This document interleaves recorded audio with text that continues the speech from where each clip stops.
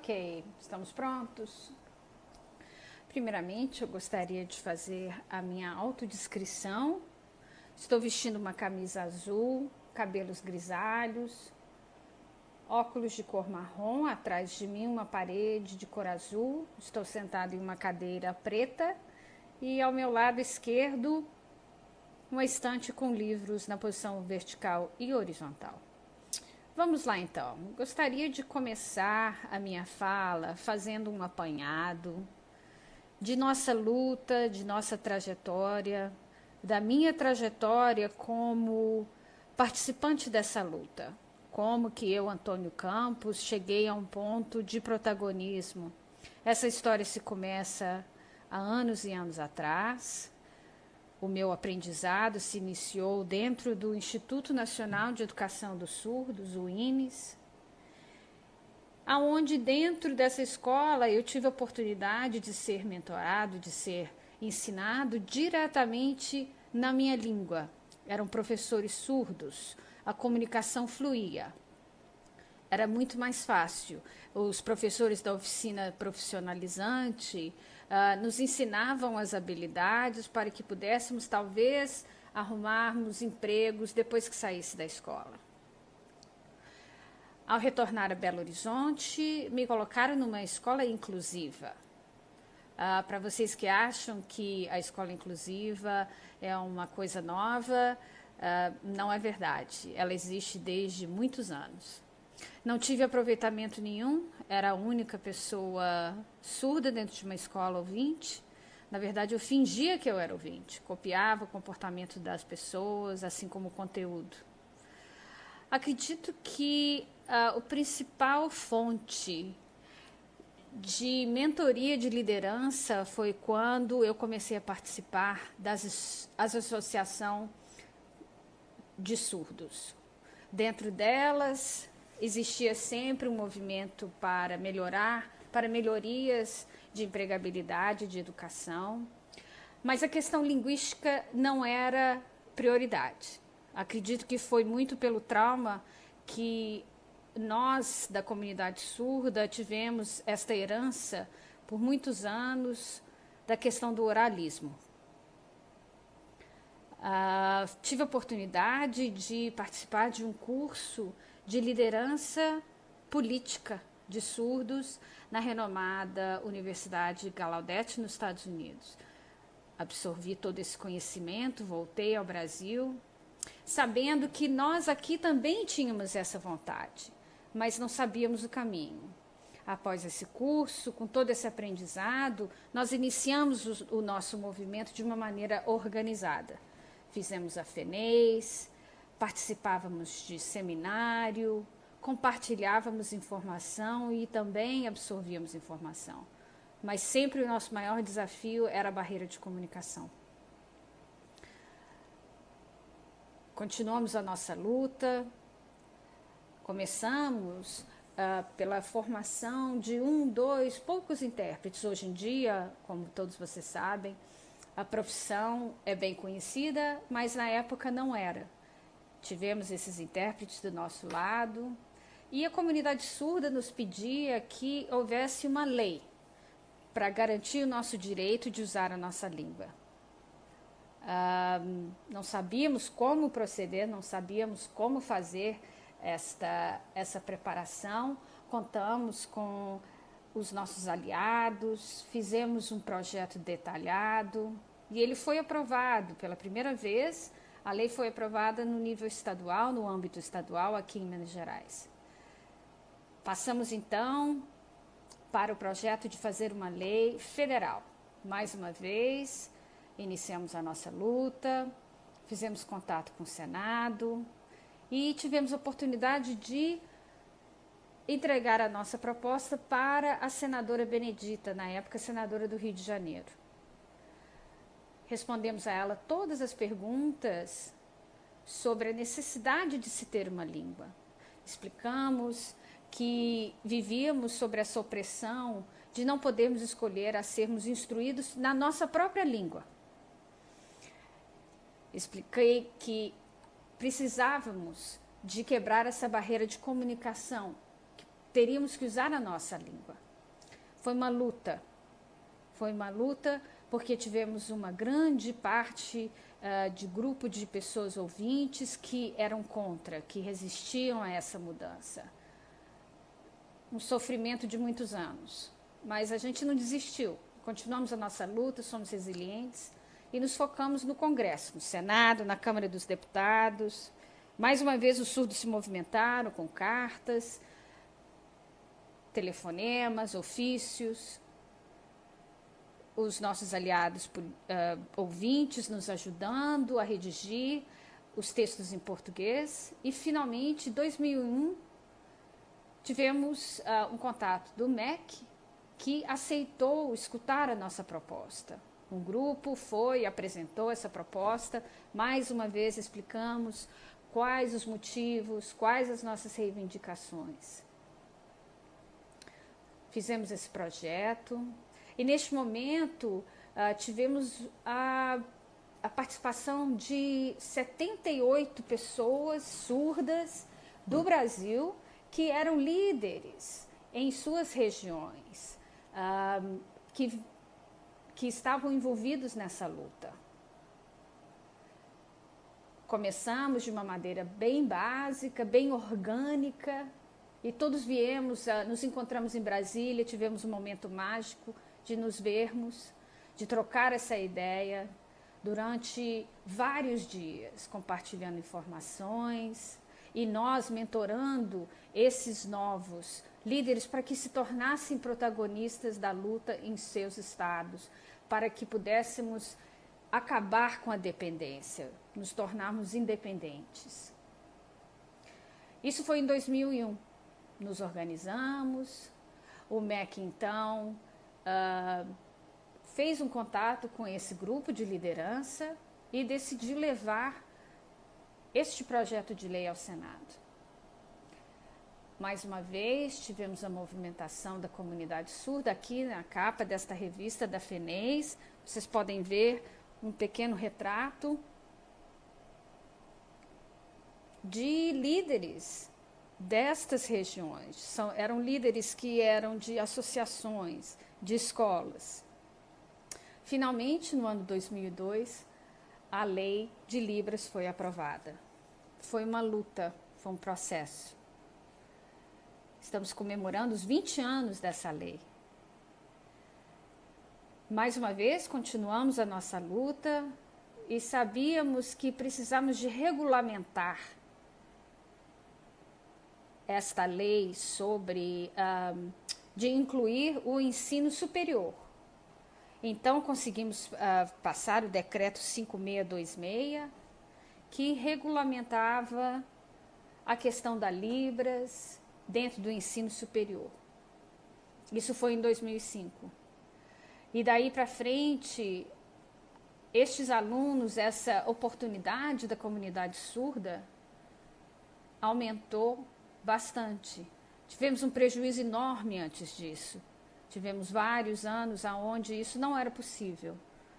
E depois de 2005 conseguimos. Tivemos vários cursos de Libras, cursos com indivíduos surdos. Hoje em dia, agora em 2022, nós nos sentimos muito mais fortalecidos por causa desta lei e por causa deste decreto. Nós da comunidade surda, os líderes da comunidade surda, tivemos a oportunidade de dar este resultado à comunidade surda para que colocasse o surdo no mesmo patamar de ensino superior de um indivíduo surdo, de um indivíduo ouvinte. Foi uma luta, mas a gente conseguiu. Depois disso, o nosso foco também dentro da FENEIS era em relação ao mercado de trabalho. Um trabalho de conscientização, as empresas, também de preparar o indivíduo surdo para ir trabalhar. Mas existia uma falta de preparação, uma falta de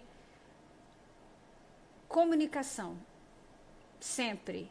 A barreira que nós temos é sempre a barreira de comunicação. Não existe uma troca de comunicação direta, ela tem sempre que envolver um intérprete. Talvez uma ou duas empresas vão ter uma comunicação mais plena. Eu dou como exemplo a HandTalk, que agora tem funcionários surdos e que eu percebi que tem funcionários que são ouvintes que já estão se comunicando em Libras. É muito importante esse relacionamento. A maior importância, a maior barreira que nós temos é a comunicação. Essa ideia que se perpetua de que o surdo é difícil, que o surdo é complicado, de que o surdo não é capaz, ela é incorreta. Uma vez que existe essa comunicação entre as duas pessoas, ou a empresa e o funcionário, essa barreira não existe mais.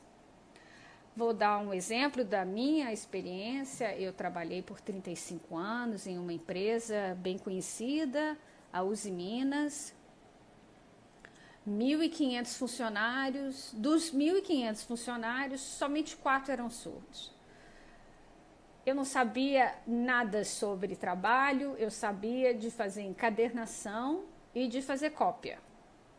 Eu via os meus companheiros de trabalho sendo promovidos e eu continuava na mesma posição.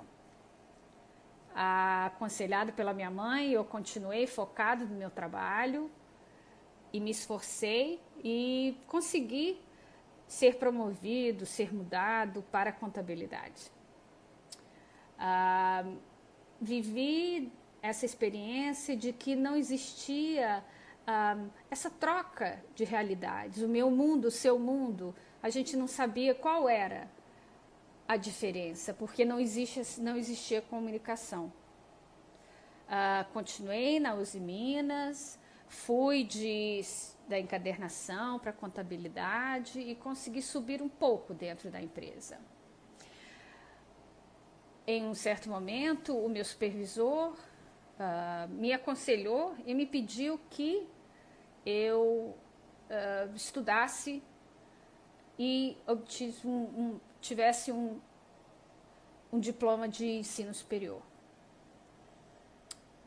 Eu resolvi que então iria fazê-lo, me esforcei, fiz história, graças a Deus, porque detesto matemática, graças a Deus pela tecnologia. E fiquei lá 35 anos. Me aposentei, me formei em História e me aposentei da Uzi Minas e resolvi ser professor. Primeiramente, as escolas não acreditavam e quando eu mostrava o meu diploma, elas não tinham nenhuma outra escolha a não ser aceitar que eu fosse professor. E era uma experiência maravilhosa, porque eu ensinava História, Geografia diretamente. E o que eu percebi, um dos maiores problemas é família. É o relacionamento da família, o impedimento da comunicação e também do mercado de trabalho, das empresas. Ou seja, o surdo, esse impedimento, todo o impedimento que ele encontra na vida é relacionado com a comunicação. Mais uma vez, eu, Antônio Campos, não sou a única pessoa que faço isso. Eu venho de uma história de outras pessoas que fizeram também e compartilho essa informação. Hoje em dia, a minha grande preocupação na comunidade surda é com essa nova geração, a juventude. Como que nós vamos poder criar novos líderes? Como que vamos poder ensiná-los a serem líderes? A saber sobre a cultura do surdo, estudarem sobre a identidade, trocar essa informação. Essa juventude já está começando a criar os seus próprios líderes. Uma outra questão que também ocorreu nos últimos anos foi a tecnologia, o avanço da tecnologia. Em 2020, nós todos vimos que tivemos a pandemia e os surdos se beneficiaram da tecnologia. Tivemos toda essa informação, recebemos todas essas informações, absorvemos todas essas informações essa troca por causa da tecnologia. Na verdade, a tecnologia salvou a nossa comunidade durante a pandemia. Estamos em 2022, pode parecer que já estamos numa fase boa, mas não é verdade. Continuamos na nossa luta e de conscientização das empresas no mercado de trabalho. Existia sempre um foco no lucro nas empresas. Hoje em dia está mudando, porque a inclusão já está sendo uma questão que é olhada com carinho pelas empresas. Mas eu digo mais uma vez, todo impedimento é relacionado com a Libras, é a comunicação. A ideia de que o surdo não sabe português, ele não vai servir para a minha empresa, ele é complicado, ele é difícil, é tudo relacionado com a língua. Se ele é ensinado, se ele é mentorado na língua, ou ele tem uma comunicação, ele vai progredir dentro da empresa. Quando ele chega na empresa, ele trabalha e pronto, não existe aquele conhecimento que as pessoas adquirem quando tem um relacionamento dentro do trabalho. O surdo faz isso depois do expediente, ele vai conversar com seus próprios amigos surdos, tentando resolver questões que possam ter ocorrido dentro do trabalho, ou com seus amigos ouvintes que são aliados. E se for falar com o seu chefe, com o seu supervisor, o supervisor sempre vai ter que contar com o intérprete. Muito mais fácil se pudesse ter uma noção básica da língua. Vamos por uma empresa que eu conheço, que é uma empresa bastante conhecida, existe uma pessoa surda que trabalha e este coordenador, esse supervisor, nunca conversa com a pessoa diretamente. Ele está sempre usando o intérprete. Nunca tem um diálogo direto. Por isso é difícil para o surdo ser promovido dentro das empresas. Eu conheço uma pessoa surda que trabalha como caixa no supermercado e trabalha muitas horas, é uma ótima funcionária e tem que escutar comentários, ver que as pessoas não têm confiança no trabalho. O surdo está sempre sendo desafiado. As pessoas estão sempre duvidando da capacidade do surdo. O surdo é capaz, o surdo pode trabalhar, só porque ele não escuta, ele está sempre sendo dito não, não, não. Obviamente que estamos mudando, estamos caminhando com a tecnologia, estamos aprendendo mais. Temos surdos que estão tendo uma formação mais elaborada. E gostaríamos de acabar com essa ideia de que o surdo é difícil, de que ter um surdo na companhia é difícil. Nós temos uma herança de opressão, de discriminação. Somente depois da lei ter passado, dessa lei de 2002, do decreto de 2005, é que o surdo ficou mais... que as pessoas começaram a perceber o surdo e tentar ajudar. Por exemplo, no ano passado, a LDB, a Lei de Diretrizes e Bases de Educação, nós tivemos a oportunidade e a felicidade de incluir a escola bilíngue. Não fui eu só, Antônio, foi uma equipe de pessoas surdas. Equipe de surdos que são mestres, que são doutores, aqueles mesmos surdos que iniciaram os seus estudos de ensino superior lá em 2005. Eles agora são protagonistas dessa mudança. A LDB tinha especificidades para outras minorias, tinha educação especial, mas que não era exatamente o que nós da comunidade surda precisávamos. Nós precisávamos de uma educação bilíngue. Fizemos as pesquisas, essa equipe provou que era necessário, que tínhamos que ter incluir essa lei. Na verdade, essa lei quase não aconteceu, quase que ela morreu no Senado, porque tivemos mais uma vez a resistência desse grupo de pessoas ouvintes que é a favor da inclusão. Sabemos que na ONU temos a Convenção da ONU e que o artigo 24, que fala da identidade da cultura do surdo. Os surdos sempre sabiam da existência desse artigo e a comunidade, o grupo de pessoas ouvintes realmente se decepcionaram ao saber que os surdos sabiam que este é o nosso direito. É a discriminação que a gente sofre. E mais uma vez revidamos. E conseguimos passar essa lei. Está dentro da LDB. Uma outra questão também que já existe, que desde 1996, na verdade, 9538, que fala da tecnologia à distância. E hoje em dia nós vimos o que aconteceu. Estamos todos em aula virtual, em lives, em trabalho remoto, e já estava nessa lei. E essa inovação da tecnologia que é necessária. 1996 já existia. E agora a gente conseguiu também passar essa lei bilíngue.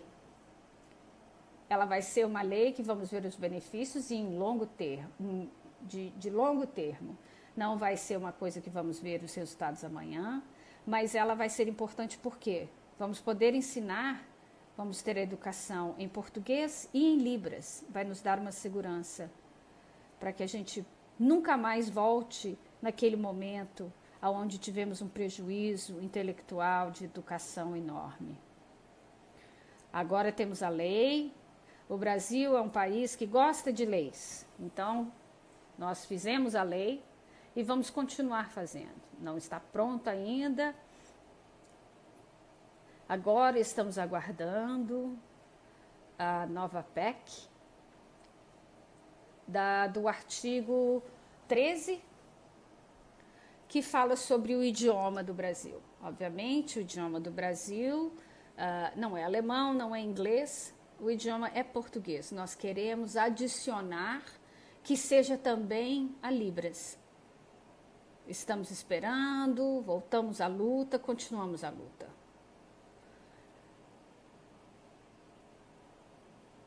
Então eu queria realmente falar para vocês da sociedade que o surdo não é essa complicação que vocês pensam que é. É única e exclusivamente a questão da língua. Se a gente continuar usando o intérprete, a comunicação é em 3, ela não é em 2, não é direta. Obviamente, o intérprete vai sempre ser necessário em eventos, escolas, mas em uma questão interna, uma questão de 1 a 1, é fácil resolver esse problema. Peço a vocês, jovens do Brasil, que aprendam a Libras. A Libras não é esse bicho-papão. Da mesma maneira que eu aprendi o básico do português, saber como fazer a leitura labial, vocês também podem fazer. E assim a gente pode ter uma união. A HandTalk, por exemplo, é importante de ter colocado a tradução automática, os avatares dentro dos sites da internet, para que isso complemente o ensino das pessoas dentro da escola, das crianças surdas. Mais uma vez, o ponto que eu quero dizer também é que parem de falar que a Libras ou o aprendizado da Libras ou o uso da Libras prejudica a aquisição de linguagem oral. Isso é um mito, isso não é verdade. A aquisição de linguagem acontece no seu cérebro. O ouvinte escuta, nós vemos. O nosso estímulo é visual. Nós assimilamos informação de uma maneira visual. Este é o ponto que eu quero enfatizar. Peço a todos vocês do Brasil que mudem essa ideia. Mudem essa ideia de serem reticentes sobre a Libras. Aceitem a Libras. E voltando à liderança da juventude, eu só queria complementar que, para vocês que estão dentro de empresas, para vocês que são líderes dentro de empresas de informação, de compartilhação de informação. Vou dar como exemplo a HandTalk. Tem pessoas surdas que podem se tornar líderes, no sentido de que as informações são compartilhadas por eles. Isso é que é liderança. Como que a gente faz? Como que se torna um líder? Um líder é você adquirir a informação e compartilhar a informação. É este processo em equipe. É isso que eu peço de vocês, jovens surdos. Não esperem que lhes chamem. Sejam os protagonistas da mudança, vocês mesmos. Troquem as informações, façam seus projetos. Precisam de fazer isso agora. Não esperem. Comecem essa liderança em equipes, vocês mesmos. Se a HandTalk oferecer um curso de liderança, um curso de informação, qualquer tipo de curso, façam esses cursos, não esperem. Vocês mesmos vão lá e peçam, e criem as suas propostas.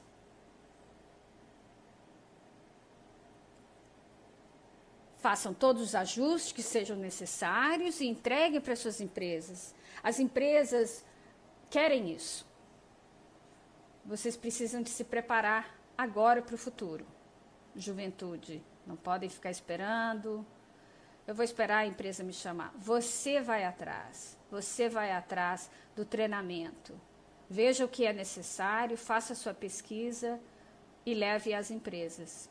Peço a vocês, por favor, que o futuro, vocês são os líderes. A responsabilidade é de vocês, ok?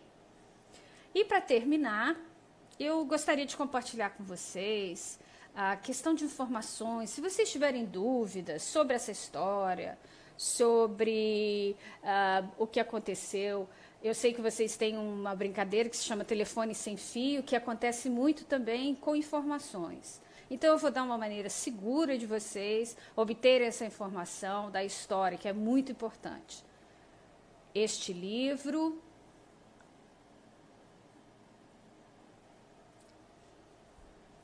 fala sobre essa luta, esse protagonismo que eu estava falando desde o início.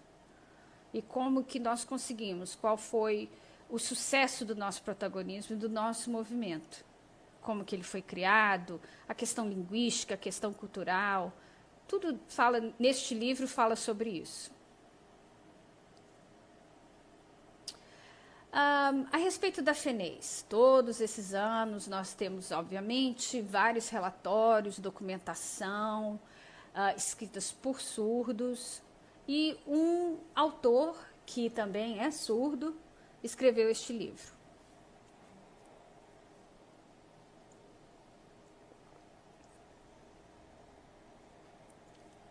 Lembra-se que eu falei do movimento de 2001, que foi o início do movimento sobre a Libras, onde os ouvintes diziam que não precisava de uma lei, que a questão inclusiva era a melhor escolha. Então, esse livro é sobre isso, como que nós nos organizamos, como fizemos essa luta. E o último livro é este. Estes 3 livros, eu digo que são a história oficial. É uma história, é um registro importante sobre a nossa história. Eu digo a vocês que leiam, que reflitam sobre essa nossa luta. Muitas pessoas pensam que a escola inclusiva é uma coisa do passado. Nós lutamos já há muitos anos, dizendo que temos direito da Libras. Querem a inclusão? Beleza. Vocês querem ir estudar numa escola de inclusão? Beleza. Mas nós surdos temos direito de dizer que não queremos. Nós temos o direito. Dentro da Constituição, diz que temos o direito. E continuamos com essa briga com essa comunidade que é contra nós. Nós temos esse direito, é a nossa identidade. Então, este livro é importante, esses livros são importantes para vocês entenderem a nossa luta. Agradeço a vocês, muito obrigada.